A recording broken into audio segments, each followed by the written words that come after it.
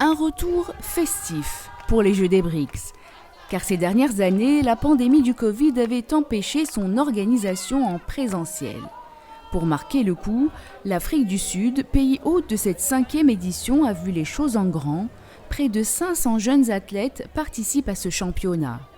Natation, badminton, tennis de table et beach volley sont les sports mis en avant cette année.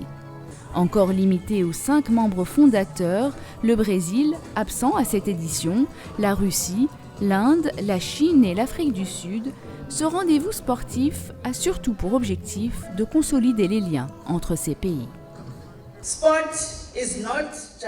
Le sport n'est pas seulement une forme de divertissement, c'est un langage universel qui rassemble les gens au-delà des frontières et des différences culturelles.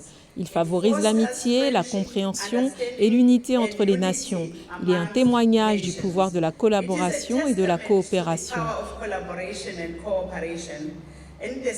Dans l'esprit du partenariat BRICS, cet événement est la plateforme parfaite pour promouvoir la paix et la bonne volonté entre nos nations.